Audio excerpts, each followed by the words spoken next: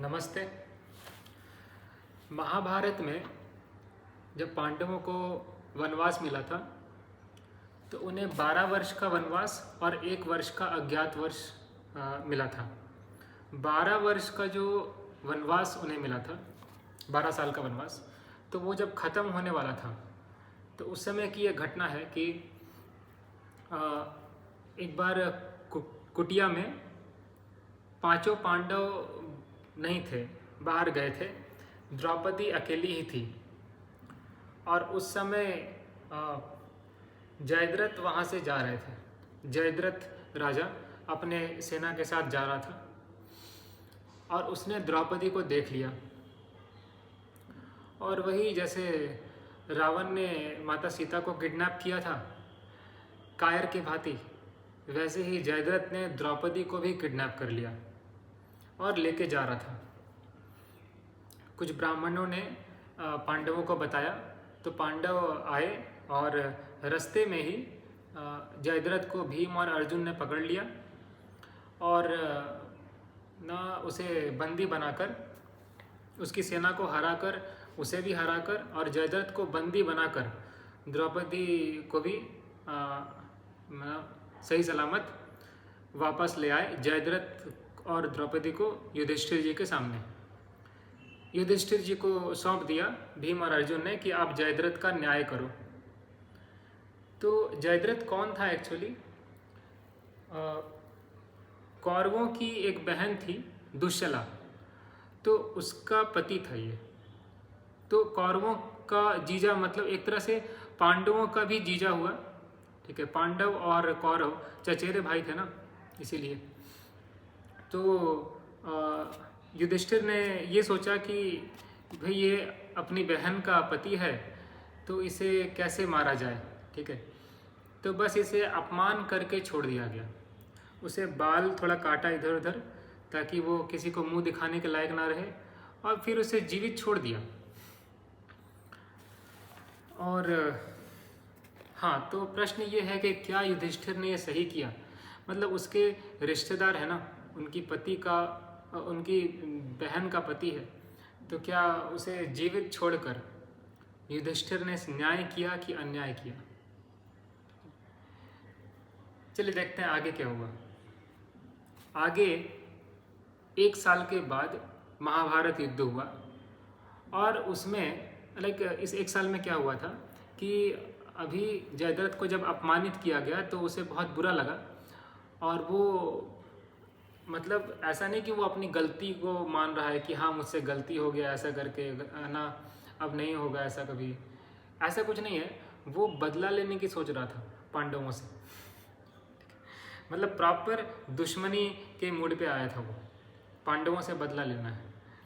ठीक है, तो उसने भोलेनाथ का तपस्या किया और भगवान शिव ने उसे वरदान दिया कि तुम एक बार 4 पांडवों को हरा पाओगे। अर्जुन को तुम नहीं हरा पाओगे, बट बाकी 4 युधिष्ठिर, भीम, नकुल और सहदेव को तुम एक बार युद्ध में हरा पाओगे। ठीक है, तो महाभारत जब युद्ध हुआ था तो उसमें आपको पता होगा कि अभिमन्यु जो है वो चक्रव्यूह में के अंदर जाके वो मर गए थे, मार दिया गया उन्हें। तो प्लान ये था एक्चुअली कि अभिमन्यु चक्रव्यूह के अंदर जाएंगे और पीछे से 4 पांडव आएंगे अभिमन्यु की सहायता के लिए। ठीक है, देखिए अर्जुन महान योद्धा थे, भीम, युधिष्ठिर, नकुल, सहदेव, ये 4 भी बहुत महान योद्धा थे। इन्हें भी रोकना कोई मामूली बात नहीं थी। ठीक है, इन्हें भी रोकना इतना आसान नहीं था, पर जयद्रथ को वरदान मिला था, इसलिए उसने 4 पांडवों को उस दिन वो रोक पाया। ठीक है, अंदर जाने नहीं दिया चक्रव्यूह में अभिमन्यु का सहायता के लिए, और इसी कारण ये एक प्रमुख कारण बना कि अभिमन्यु की मृत्यु हुई। और इसी बात को देखते हुए अर्जुन ने ये प्रतिज्ञा की कि ना, अगले दिन मैं जयद्रथ को पक्का मारूंगा, मार ही दूंगा, क्योंकि जयद्रथ ही मेन कारण था अभिमन्यु की मृत्यु का। अभिमन्यु मतलब अर्जुन का पुत्र। तो मतलब 1 ही साल बाद मारना तो पड़ा ही, पहले ही मार देते तो अभिमन्यु जीवित बच जाता। तो क्या पहले मारना सही था? हाँ, बिल्कुल सही था। जब न्याय हो रहा है यहाँ पे, तो द्रौपदी को देखना चाहिए, द्रौपदी पे क्या बीता था। ठीक है, उस समय उसकी बहन ना को देखने का कोई मतलब ही नहीं बनता है। न्याय हमेशा अभी का होता है। ठीक है, कोई क्रिमिनल है, ठीक है, उसके 2 छोटे छोटे बच्चे हैं, तो क्या बच्चों को देख के आप क्रिमिनल को माफ़ कर देंगे? क्या करना चाहिए कि अरे इसके छोटे छोटे बच्चे हैं, बच्चों का क्या होगा, इसलिए इसने तो एक लड़की के साथ गलत किया है, पर फिर भी इसे माफ़ कर दो। ऐसा सही है क्या करना? सही तो नहीं है ना। ये जो केस मैं बता रहा हूँ ये भी एक जगह हो चुका है। ठीक है, तो उसे माफ़ कर दिया गया था कि भाई इसके छोटे छोटे बच्चे हैं, चलो गलती हो गया, माफ़ कर दो। तो ऐसा नहीं करना चाहिए। युधिष्ठिर ने भी यहाँ पे गलती किया कि अरे भाई मेरी बहन है, मेरी बहन का पति है, बहन का पति हो चाहे कोई भी हो। ठीक है, द्रौपदी के साथ अभी तो इसने बहुत गलत किया ना, किडनैप करके ले जा रहा था। हाँ? द्रौपदी का कोई सम्मान नहीं है क्या? ना? बहुत सम्मान है, बट फिर भी उसने बहुत बड़ा पाप किया ऐसा करके, रावण जैसा पाप किया। तो रावण जैसा पाप किया तब तो भाई रावण जैसा दंड मिलना चाहिए था, पूरे खानदान के साथ ख़त्म कर देना चाहिए था उसे ना। पर आप उसे जीवित छोड़ दे रहे हो ना। जीवित छोड़ोगे तो फिर नुकसान तो होगा ही। देखो उसके कारण अभिमन्यु भी चला गया, और जो तुमने जीवन दान दिया वो किस काम का? मारना ही पड़ा ना बाद में, तो पहले ही मार देते। तो ये न्याय जो युधिष्ठिर ने किया, उसे जीवित छोड़कर अहिंसा दिखाकर, ये गलत हुआ।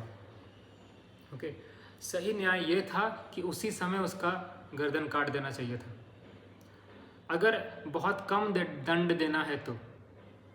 हालांकि शिवाजी महाराज ने ये बहुत अच्छा एग्जाम्पल सेट किया है कि कैसे दंड देना चाहिए उन लोगों को जो भी स्त्री का अपमान करते हैं।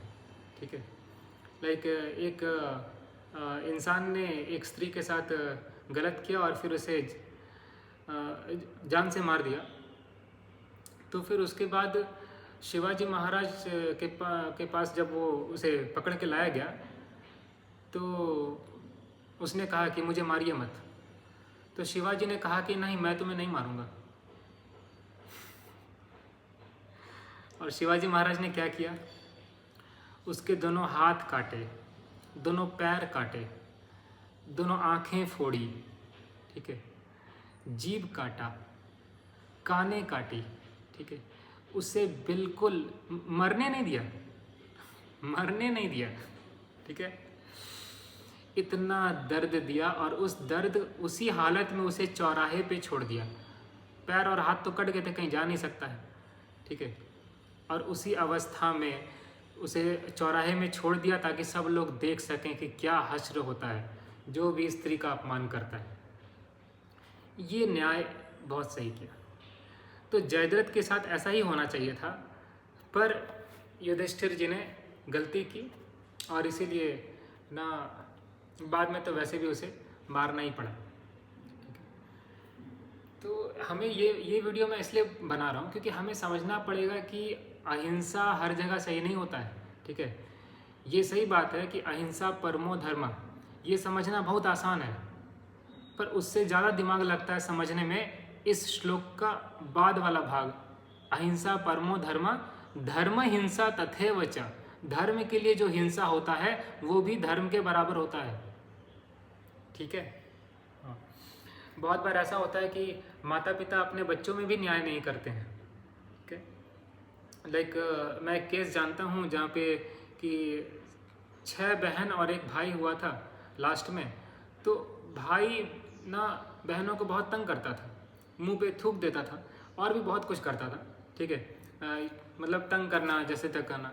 तो बहन लोग कुछ करती नहीं थी क्योंकि माँ बाप बोलते थे अरे कुछ मत करना, जो है सो है, करो, तुम बर्दाश्त करो।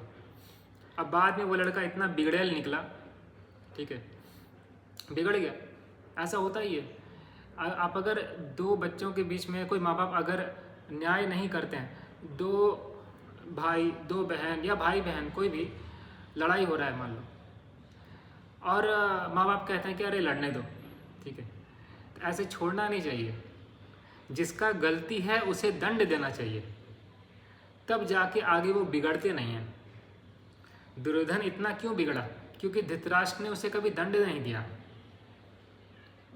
तो न्याय बिल्कुल निष्पक्ष होकर करना चाहिए, जैसे कि प्रहलाद जी ने किया।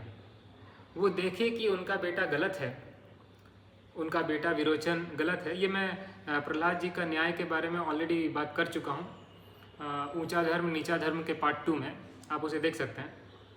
तो प्रहलाद जी ने सही न्याय किया और उसके कारण उनका बेटा भी नहीं गया। ठीक है, तो न्याय में कभी भी रिश्ता नाता नहीं देखना चाहिए। और हमें ये जानना पड़ेगा कि अहिंसा हमेशा सही नहीं होता है। हिंसा सही होता है जब धर्म के लिए किया जाए। ठीक है, ठीक है, अभी के लिए इतना ही।